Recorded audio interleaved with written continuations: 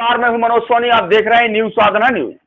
प्रधानमंत्री नरेंद्र मोदी के digital India के सपने को साकार करती है वही डीटीवी वैन है जिसका लोकार्पण प्रदेश के गृह एवं जेल मंत्री नरोत्तम मिश्रा ने किया। डिजिटल शिक्षा और कौशल विकास के द्वारा युवाओं को आत्मनिर्भर बनाने के लिए इंडस टावर एक अद्भुत कार्य कर रहा है।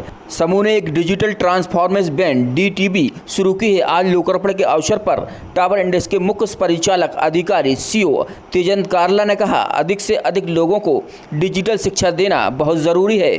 लोकार्पण कार्यक्रम के दौरान प्रदेश के गृह एवं जेल मंत्री नरोत्तम मिश्रा का शाल एवं श्रीफल से सम्मान कर उनका स्वागत किया गया। प्रदेश के गृह मंत्री नरोत्तम मिश्रा ने कहा, प्रधानमंत्री नरेंद्र मोदी की डिजिटल इंडिया की सोच को इंडस टावर सच कर रहा है। आज के कार्यक्रम की विशेषता थी IND24 के मालिक आदरणीय नवीन पुरोहित जी, मंच पर आसीन सीओ इंडस के आदरणीय कालरा साहब, आदरणीय श्री राजेश वासना जी सर्किल के अधिकारी, आदरणीय रीजनल डायरेक्टर सुब्बू अय्यर जी, देवेश बिदुआ जी, कार्यक्रम स्थल पर उपस्थित सभी प्रिंट और इलेक्ट्रॉनिक मीडिया के सुधीजन, संभ्रांत जन, भाइयों बहनों,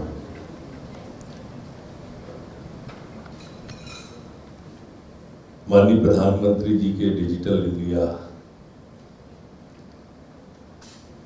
के बारे में जो उन्होंने सोच देश के सामने रखा, उस सोच को नीचे ग्रॉस रूट पे ले जाने का जो काम इंडस टावर्स कर रहा है, सच में वो साधुवाद का पात्र है। जैसा कार्यक्रम की संचालिका कह रही थी कि वहाँ रोशनी की ज़्यादा जरूरत है, जहाँ डिजिटलाइजेशन और इस शिक्षा की आवश्यकता है। हम जब छोटे थे तब पढ़ते थे तो जो बच्चा अंग्रेजी नहीं जानता था तो लगभग उसे हिकारत भरी नज़र से देखा जाता था या अशिक्षित ही रहता था, भले उसने BA कर लिया, अंग्रेजी नहीं जानता था। आज के दौर में जो इंटरनेट, कंप्यूटर वगैरह वगैरह जो इसमें अलग अलग विंडोज आ गई हैं, जिसे इसका ज्ञान नहीं है, भले वो बाकी कितना भी ज्ञानी हो, तो बाकी के लोग देखते हैं कैसा ऐसड़ी सी बात नहीं जानता, जराक सी बात नहीं जानता। और इसलिए अत्यावश्यक चीज है ये कि हम इस जो हमारा डिजिटल इंडिया अभियान प्रधानमंत्री जी सदैव दूरदृष्टा रहे और उन्होंने इसलिए प्रारंभ से इस अभियान को चलाया। और जैसा अभी पूर्व के वक्ता मेरे कह रहे थे कि कोरोना काल में इसमें क्रांति आई है, क्योंकि कोरोना काल में भ्रम की स्थिति ज्यादा प्रारंभ हुई, बड़े कार्यक्रम बंद हुए, एक्चुअल कार्यक्रम बंद हो गए और वर्चुअल कार्यक्रम प्रारंभ हो गए। और वर्चुअल कार्यक्रम प्रारंभ होने के बाद धीरे धीरे धीरे धीरे धीरे इस कोरोना में जब दूसरी दौर आने तक लोगों को आदी कर दिया उसका। अन्यथा पहले बड़ा अटपटा सा लगता था कि हम स्क्रीन पे ही संवाद करें, स्क्रीन पे बैठक कर लें। अब कैबिनेट भी हमारी स्क्रीन पे हो जाती है, कुछ अटपटा नहीं लगता। और वास्तव में इसमें कोरोना काल के अंदर, वैसे तो ये मोबाइल जब से हाथ में आया है और इस मोबाइल पे जब हम बात करने में एक दूसरे का चेहरा देख के बात करते हैं, तब से ये प्रारंभ हुआ था, पर वो कुछ लोगों तक सीमित था। अब ये 1.5 साल में काफी नीचे उतरा है और इसमें इंडस की भागीदारी जब गांव गरीब तक पहुंचेगी तो स्वाभाविक रूप से एक परिवर्तन और एक क्रांति की बयार चलेगी। जो प्रधानमंत्री जी का स्वप्न था वो उसको हम साकार करेंगे। मैं यहाँ पर सभी इंडस कंपनी के अधिकारी जो मध्य प्रदेश में, उनको इसके लिए बधाई देता हूँ और यहाँ उपस्थित सभी लोगों का आभार व्यक्त करता हूँ। धन्यवाद। तो वही मीडिया एक्सपर्ट एवं अमर कॉन्ट्रैक्टर एवं IND24 न्यूज के संचालक नवीन पुरोहित ने कहा, वर्चुअल शिक्षा का महत्व कोरोना काल में हमने समझा है कि वर्चुअल शिक्षा कितनी जरूरी है। कालरा जी जो इंडस टावर के मुख्य परिचालन अधिकारी हैं, श्री राजेश बंसल जी जो सर्किल कार्यकारी अधिकारी हमारे बीच मौजूद हैं, श्री शोपू अय्यर जी जो रीजनल डायरेक्टर हैं इंडस टावर के हमारे बीच में मौजूद हैं, और मीडिया जगत की वो हस्तियां जो मध्य प्रदेश में दैदीप्यमान नक्षत्र की तरह विभिन्न संस्थानों को संचालित कर रही हैं, वो स्वयं एक मेरे छोटे से आग्रह पर मैं किसका नाम लूं, क्योंकि कोई ऐसा नहीं है जो मुझे लग रहा है, चाहे आदरणीय SP त्रिपाठी जी की बात हो, राकेश अग्निहोत्री जी की बात हो, नेटवर्क 18 से प्रवीण दुबे सर की बात हो, रिजवान जी की बात हो, आरिफ मिर्जा साहब की बात हो, देवदत्त दुबे जी की बात हो, रंजन सर की बात हो, विनोद तिवारी सर की बात हो, लोकदेव से द्विवेदी सर की बात हो, तो मैं सारे लोग यहाँ मौजूद हैं मैं उन सब का तहे दिल से इस्तकबाल करता हूँ। और मूल इस पूरे कार्यक्रम की मूल अवधारणा ये है कि सिर्फ अपने ही कमरे की सजावट तक नजर क्यों है, उधर भी एक नजर देखें जिधर की छत टपकती है। तो ये हमारा सोशल रिस्पॉन्सिबिलिटी है, ये कॉर्पोरेट सोशल रिस्पॉन्सिबिलिटी है कि अगर हम समाज से कुछ अर्न करते हैं तो हम उसे समाज को वापस लौटाएं। उसी दिशा में ये छोटा सा प्रयास है, और ये वैन अभी भोपाल के 12 लोकेशंस पर महीने भर रहेगी। और आप समस्त लोगों से मेरी एक ही करवत प्रार्थना है कि इस प्रयास को, मतलब बहुत दिन से नदी की धार को छूकर नहीं देखा, एक डर था इसीलिए अखबार को छूकर नहीं देखा, वही चोरी, वही हत्या, वही आतंक की खबरें, इसी डर से मैंने टीवी और अखबार को छूकर नहीं देखा, और खुदा जाने करेगा ठीक कैसे वो मरीजों को जिसने किसी बीमार को छूकर नहीं देखा। तो मैं आप सब मीडिया वालों से इतना अनुरोध जरूर करूंगा, मेरे समस्त अग्रजों से, मेरे समस्त वरिष्ठों से मैं ये अनुरोध करूंगा कि हमारे इस प्रयास को आपकी लेखनी, आपका दृष्टिकोण एक उपयुक्त स्थान दे। आप समस्त महानुभावों का, मीडिया के समस्त महानुभावों का जो मेरे आग्रह पर यहाँ आए हैं, मैं उनका वंदन करता हूँ, अभिनंदन करता हूँ, स्वागत करता हूँ और मंच वापस से समर्पित करता हूँ। धन्यवाद। भोपाल सहित मध्य प्रदेश के ग्रामीण एवं शहरी इलाकों में जरूरतमंदों को, युवाओं को, महिलाओं को डिजिटल शिक्षा प्रदान की जाएगी।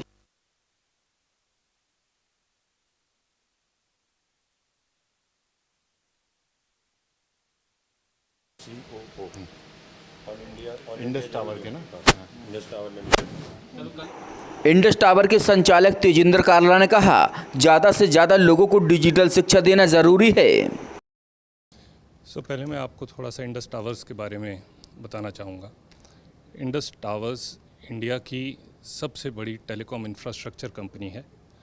हमारी प्रेजेंस इंडिया की हर स्टेट में है, और भारतीय इंफ्राटेल के साथ हमारा जो रिसेंटली मर्जर हुआ है, जो पिछले साल नवंबर में कंप्लीट हुआ, उसके बाद हमारे पास ऑल इंडिया में रफली 1,80,000 प्लस टावर्स हैं, और 3,25,000 प्लस के करीब हमारे पास को लोकेशन है। को लोकेशन का मतलब है कि 2 डिफरेंट ऑपरेटर हैं, वो आके हमारे टावर के ऊपर जब अपना इक्विपमेंट लगाते हैं तो उससे आपको ये टेलीकॉम नेटवर्क मिलता है।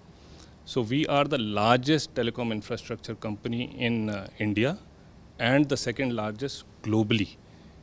वर्ल्ड की हम सेकेंड लार्जेस्ट कंपनी है when it comes to number of towers और number of co-locations. CSR initiative के तहत हम बहुत सारी चीज़ें नेशनली करते रहते हैं। As per the guidelines of government of India 2% हमारा नेट प्रॉफिट का हमें CSR के अंडर इन्वेस्ट करना होता है, और वो हम हर साल डिफरेंट इनिशिएटिव्स के अंडर इन्वेस्ट करते हैं। कुछ की स्ट्रीम्स हैं जिसके अंडर हम ये इन्वेस्टमेंट करते हैं। One is on skill and education development, second is largely in terms of स्वच्छ भारत अभियान के साथ हमने अपना कुछ अलाइनमेंट कर रखा है, and then third is on the employment generation in the rural areas and all. In key streams तो जो आज हम इनिशिएटिव लॉन्च करने जा रहे हैं, जो कि डिजिटल ट्रांसफॉर्मेशन वैन का इनिशिएटिव है, ये हमारा स्किल डेवलपमेंट एंड एजुकेशन के इनिशिएटिव के साथ अलाइंड है। This is more of generating digital literacy. अब आप सब ने देखा होगा कि ये पेंडेमिक, कोरोना पेंडेमिक के दौरान बहुत सारी डिसरप्शन हुई, स्कूल्स बंद हो गए, education got suffered in a very big way. So हम सब ने यही देखा कि एक ही ज़रिया था उस टाइम पे, या तो बिज़नेस चलाने का या एजुकेशन या स्कूल्स में बच्चों को पढ़ाई कराने का, और वो था डिजिटल। दैट मीन्स नेटवर्क्स के थ्रू हम लोगों तक एजुकेशन पहुंचा पाएँ। And this DTV initiative is largely aligned towards that digital cause. इस वैन के थ्रू हम ये डिजिटल इनिशिएटिव अंडर प्रिविलेज्ड और रूरल जनता के तहत पहुंचाना चाह रहे हैं। ये 20 सीटर वैन है, सोलर पावर्ड है, सो इसके लिए कोई पावर डिसरप्शन पॉसिबल नहीं है। सो इसमें 20 सीट्स हैं। एट अ टाइम एक बैच में 20 बच्चे, महिलाएं, यूथ, जहाँ पे भी हम इसको ले जाएंगे वहाँ पे जाके इनको डिजिटल लिटरेसी के तहत उनके साथ उनको प्रोग्राम रन किया जाएगा। हमारे इंस्ट्रक्टर्स रहेंगे जो उनको गाइड ट्रेन करेंगे to become digitally literate, because government ने बहुत सारे इनिशिएटिव्स अभी डिजिटल कर दिए। गवर्नमेंट की गवर्नेंस बहुत सारी डिजिटल हो गई और लोगों को डिजिटली लिटरेट बनाना बहुत ज़रूरी है। सो उसको करने के लिए हम ये चाहते हैं कि हम government of Madhya Pradesh and Bhopal administration particularly हम ये डिजिटल इनिशिएटिव लॉन्च कर रहे हैं आज, और जो कि अगले 1 साल के लिए यहाँ पे रन करेगा। हम रफली 11 विलेजेस कवर करने की कोशिश करेंगे इसमें।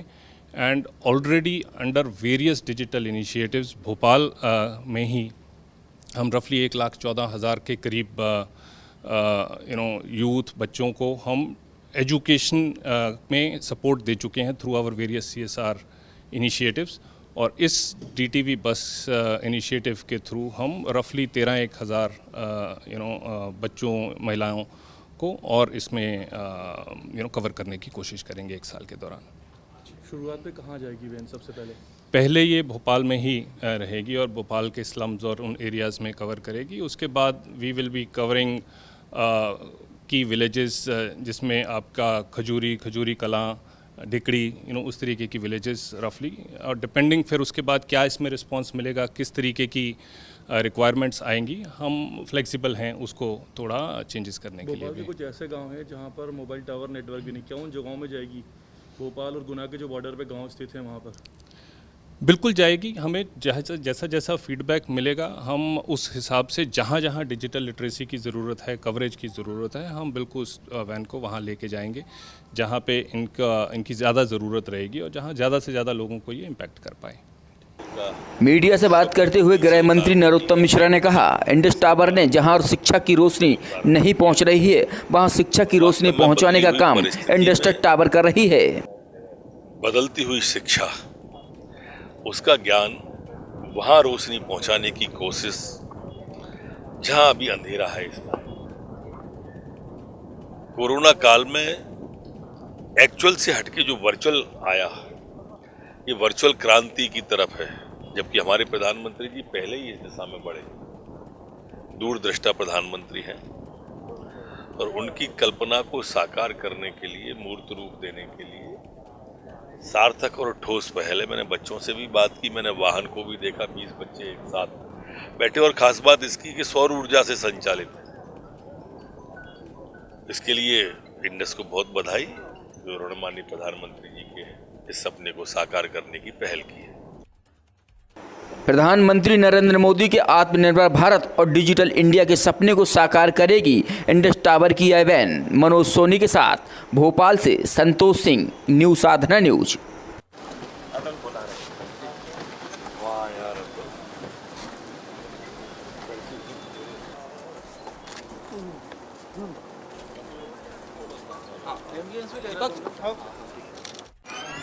अपहरण, हत्या,